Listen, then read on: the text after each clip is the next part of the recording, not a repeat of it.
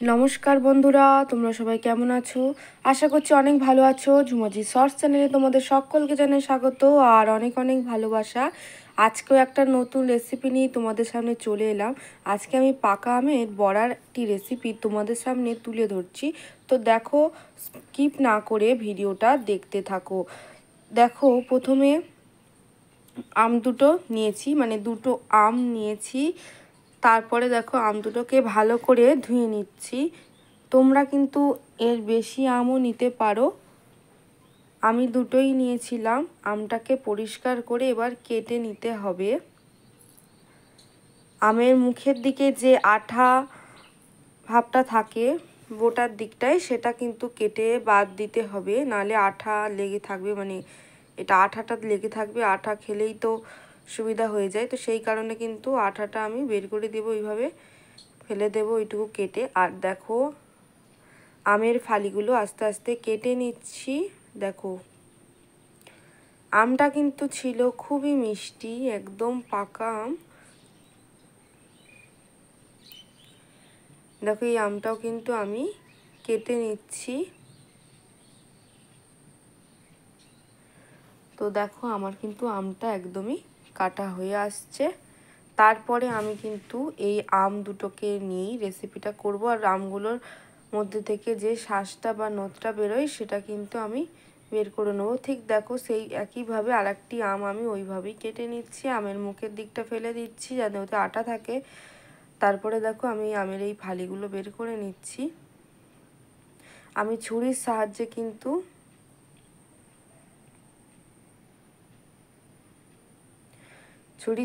কিন্তু এই আমের ফালিগুলোকে একদম কেটে নিচ্ছি। দেখো, আমগুলো কিন্তু আমার সমস্তগুলোই একসঙ্গে একদম কাটা হয়ে গেছে। আমার আম কিন্তু একদম কাটা হয়ে গেছে, একদম ফ্রেশ। তো দেখো, তারপর যেটা করতে হবে, আম তো কাটা হয়ে গেছে, কিন্তু আম কাটার পরে কিন্তু এর ভিতরে যে শাঁসটা থাকে সেটা ছাড়িয়ে নিতে হবে।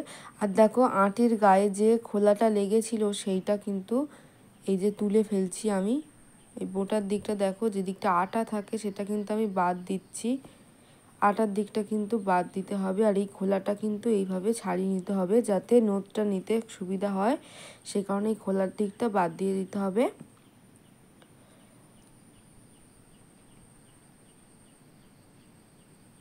আর একটা আঁটি আছে, সেই আঁটিটাকেও আমি কিন্তু একইভাবে খোলাটা এরকমভাবে ফেলে দেব। আর আমের, যেহেতু আমের নথটা নেব, তার কারণে এই খোলাটা ফেলে দেওয়া কিন্তু খুবই জরুরি। খোলাটা কিন্তু এইভাবে ফেলে দিতেই হবে। দেখো, তারপরে আমি এই খোলাটা টেনে টেনে ফেলে দিলাম। আমি শুধুমাত্র আমের নথটাই নেব। তারপরে দেখো, আমার কিন্তু সব কিছু মানে পরিষ্কার করা হয়ে গেছে। এবার আস্তে আস্তে একটা চামচের সাহায্যে কিন্তু আমের ভিতরে এইভাবে আমের যে নথটা আছে সেটা কিন্তু এইভাবে কিন্তু বের করে নিতে হবে। সব কিছু কিন্তু একদম এইভাবেই বের করে নিতে হবে। দেখো, কি সুন্দরভাবে আমের নথগুলো ওই চামচের সাহায্যে উঠে আসছে। তোমরা কিন্তু চামচ ব্যবহার করবে, এইভাবে তুলবে, দেখবে উঠে আসছে।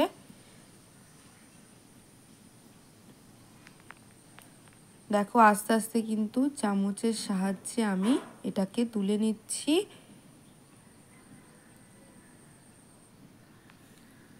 এইভাবে কিন্তু আমি সবগুলো আমের ফালি থেকে শাঁসগুলো এইভাবেই আমি বের করে নেব।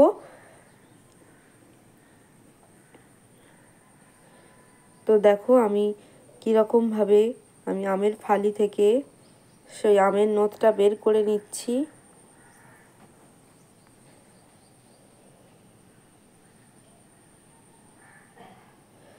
দেখো, আমার কিন্তু এই ফালিটা থেকেও বার করা হয়ে গিয়েছে। আমি সমস্ত ফালি থেকে এইভাবে কিন্তু বের করে নেব।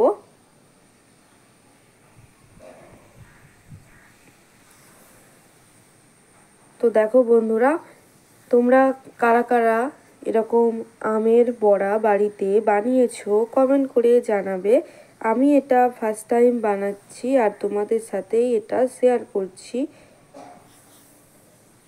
দেখো আমার সমস্তগুলো মানে সমস্ত আম থেকেই কিন্তু আমের নথ বার করা হয়ে গিয়েছে। আমি দেখো কত সুন্দর লাগছে।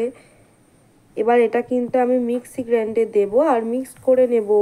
তোমরাও কিন্তু এটা মিক্সি গ্রাইন্ডে দেবে আর মিক্স করবে, কারণ নথটা কিন্তু খুব স্মুথ হয়ে যাবে। কোনো রকম কোনো ছিবড়ে মানে যেটুকু থাকে আমের মধ্যে সেটা কিছুই থাকবে না, পুরো পেস্ট হয়ে যাবে পুরোটা। তো সেই কারণে কিন্তু মিক্সি গ্রাইন্ডে ঘুরিয়ে নিতে হবে। এক পাক ঘুরিয়ে নিলেই কিন্তু একদম পেস্ট হয়ে যাবে। তো দেখো আমি মিক্সি গ্রাইন্ডে ঢেলে নিলাম আর এটাকে কিন্তু আমি পেস্ট করে নিলাম। দেখতে পাচ্ছ আমি ঢেলে নিলাম। তারপরে দেখো আরও কিছুটা ছিল, সেটাকেও আমি পেস্ট করে নিচ্ছি। তো দেখো আমার সব পেস্ট করা হয়ে গেল। মোটামুটি আমার অনেকটাই হয়েছিল, এই জন্য আমার দুবার করে পেস্ট করতে হয়েছে। তারপরে দেখো আমি আমের নথটার মধ্যে নিয়ে নিচ্ছি ময়দা। এক কাপের অর্ধেকটাই, এক কাপ এই কাপটার অর্ধেকটা ময়দা নিয়েছিলাম, হাফ কাপ। আর তারপরে কিন্তু দেখো এর মধ্যে কী কী আমি অ্যাড করছি। তো দেখো এরপর আমি দিয়ে দিচ্ছি এক কাপের অর্ধেক আর কি, হাফ কাপ সুজি দিয়ে দিচ্ছি এর মধ্যে। তারপরে দেখো আমি কি দেব, সুজি দেওয়ার পরে কিন্তু দেখো দিয়ে দিচ্ছি কিন্তু চিনি। তো আমটা খুব মিষ্টি ছিল, সেই অনুযায়ী কিন্তু চিনিটা এখানে অ্যাড করতে হবে। আমটা খুব মিষ্টি ছিল, সেই অনুযায়ী এখানে চিনি অ্যাড করতে হবে। দেখো চিনিটা আমি দিয়ে দিলাম। দেখো চিনিটা আমি মোটামুটি পরিমাণে দিয়েছি মিষ্টির জন্য। আর এদিকে দেখো আস্তে আস্তে এটাকে সমস্ত মিশ্রণটাকে কিন্তু মিক্সড করে নিতে হবে হাতের সাহায্যে। প্রথমে হাত দিয়ে একটু মিক্সড করে নিতেই হবে। আর এতে কিন্তু তোমরা চাইলে জল অ্যাড করতে পারো, না করলেও কিন্তু চলে। তো দেখো আস্তে আস্তে কিন্তু আমের নথটার সঙ্গে এটা পুরোটা মাখিয়ে নিচ্ছি। কিন্তু জলের দরকার কিন্তু হয় না, একদমই মানে জলের দরকার এতে হয় না, কারণ সমস্ত মানে আমের যে নথটা আছে তার সঙ্গে মাখিয়ে নিলেই কিন্তু জলের প্রয়োজন পড়ে না। দেখো আস্তে আস্তে কিন্তু এইভাবে মাখিয়ে নিতে হবে। তোমরা কিন্তু এইভাবে কিন্তু আস্তে আস্তে মানে যতটা মাখাতে ভালো হবে, মানে মাখানোটা যত ভালো হবে ততই কিন্তু বড়াগুলো ভালো হবে। এই বড়াটা পুরো মানে তালের মতো লেগেছে, মানে এই প্রসেসটা পুরো তালের বড়া যেভাবে বানায় ঠিক তেমনই, জাস্ট এটা ওটা তাল এটা আম। তো আমের তালের নথ যেমন বের করা হয় আমেরও ওরম বের করে নিয়ে এইভাবে করে নিলে কিন্তু এরকমই হয়ে যায়। আমের বড়া নাকি তালের বড়া কিন্তু কেউই ধরতে পারবে না। যদি এই বড়া কাউকে খুলে দেওয়া যায় তাহলে কিন্তু সে বুঝতেই পারবে না এটা আমের বড়া না তালের বড়া, সবাই এটা তালের বড়াই মনে করবে। তারপরে দেখো আমার কিন্তু খুব ভালো করে এটা ঘুরিয়ে মানে ভালো করে মাখিয়ে নিচ্ছি, একদম স্মুথভাবে ভালো করে কিন্তু হাতের সাহায্যে ঘুরিয়ে মাখিয়ে নিচ্ছি। দেখো মাখানো যতটা সুন্দর হবে বড়াগুলো ততটা নরম হবে, তার জন্য কিন্তু খুব ভালো করে ঘুরিয়ে নিচ্ছি। তারপরে দেখো মানে আমার তো অনেকটা ফ্যাটানো হয়ে গিয়েছে ব্যাটারটা আমার রেডিও প্রায় হয়ে এসেছে। তাও আমি লাস্টের দিকে দেখো একটু ভালো করে দেখছি বড়ার মতো হচ্ছে কিনা। দেখো কত সুন্দর হয়েছে আমার ফ্যাটানোটা, এরকম সুন্দর করে কিন্তু ফাটাতে হবে। দেখো আমার ব্যাটারটা কিন্তু একদম রেডি হয়ে গিয়েছে। আমি এবার কিন্তু বড়াগুলো আস্তে আস্তে ভেজে নেব। দেখো আমি রিফাইন অয়েলেই ভাজবো। আর দেখো আমি কিন্তু কড়াইটা গরম হওয়ার জন্য কিন্তু বসিয়ে দিয়েছি। দেখো গরম হয়েই এসেছে, আমি কিন্তু সব রেডি করছি, সমস্ত কিছু একদম আমার রেডি হয়ে আছে। এই যে আমার ব্যাটারটাও রেডি আর এদিকে কড়াইটাও গরম হয়ে গিয়েছে। এবার কিন্তু আস্তে আস্তে আমি বড়াগুলো ছেড়ে দেবো ওতে। দেখো তেলটা একটু ভালো করে আমি একদম গরম করে নিচ্ছি। এবার এই তেলের মধ্যে কিন্তু আমি বড়াগুলো ছেড়ে দেব। তো দেখো আমি এবার বড়াগুলো কিন্তু এই কড়ার মধ্যেই ছেড়ে দেবো আস্তে আস্তে। দেখো এরকম আস্তে আস্তে কিন্তু ছোট্ট ছোট্ট করে কড়াইতে ছেড়ে দিতে হবে।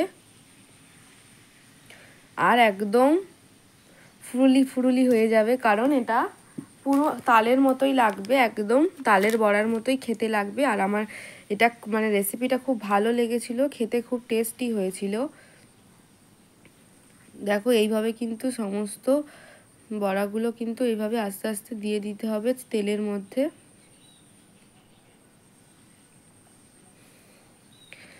আমি এক এক করে সমস্ত বড়া দিয়ে দিচ্ছি তেলের মধ্যে।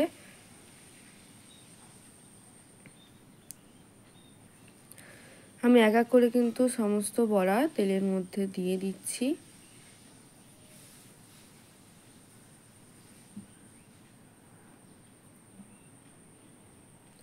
আর দেখো কীরকম লাল লাল হয়ে যাচ্ছে, দেওয়ার সাথে সাথেই কিন্তু একদম লাল লাল হয়ে যাচ্ছে। তো দেখো বড়াগুলো কত সুন্দর লাগছে। তো একটা পিঠ কিন্তু ভাজা হয়ে গিয়েছে, ওই জন্য আমি আর একটা পিঠ উল্টে দিলাম। আর এই দেখো আমার রেসিপিটা কেমন হচ্ছে। তো তোমরা যারা যারা মানে বড়ার রেসিপি বাড়িতে বানিয়েছো আর তোমাদের কেমন লেগেছে কমেন্ট করে জানাবে। আর আমার এই রেসিপিটা তোমাদের কেমন লাগছে কমেন্ট করে জানাবে। তো বাড়িতে এরকম পাকা আম থাকলেই বা মানে পাকা আমের সিজন থাকতে থাকলেই কিন্তু এরকম পাকা আমের বড়া বাড়িতে ট্রাই করে নেবেন। তো দেখো আমার বড়া ভাজা হয়ে গিয়েছে। তো আজকের আমার ভিডিওটা এই পর্যন্তই। তো ভিডিওটা যদি তোমাদের ভালো লাগে তাহলে চ্যানেলটা একটু সাবস্ক্রাইব করে দেবে আর শেয়ার করে দেবে আর লাইক কমেন্ট করে দেবে। তো দেখো আমার কিন্তু বড়াগুলো তোলা হয়ে গিয়েছে। এবারে কিন্তু আমি তোমাদেরকে দেখিয়ে দেবো বড়াগুলো কেমন হয়েছে, আমি দেখাবো কতটা নরম হয়েছে সেটাও তোমাদের কিন্তু আমি দেখিয়ে দেবো। তো দেখো বন্ধুরা আমার কিন্তু বড়া ভাজা হয়ে গিয়েছে। দেখো আমার সমস্ত বড়া আমি নিয়ে চলে এসেছি ভেজে। আর এইদিকে দেখো আমি তোমাদেরকে দেখিয়ে দিই বড়াগুলো কতটা নরম হয়েছে। দেখো বড়াগুলো কতটা নরম হয়েছে তোমরাই দেখো। আর টাটা বন্ধুরা, আজকের ভিডিওটা এই পর্যন্তই। আবার অন্য কোনো দিন অন্য কোনো ভিডিও নিয়ে তোমাদের সামনে আবার চলে আসছি। তো সবাই ভালো থাকবে, সুস্থ থাকবে, আর সবাইকে অনেক অনেক ভালোবাসা। পুরো ভিডিওটা দেখার জন্য ধন্যবাদ। টাটা।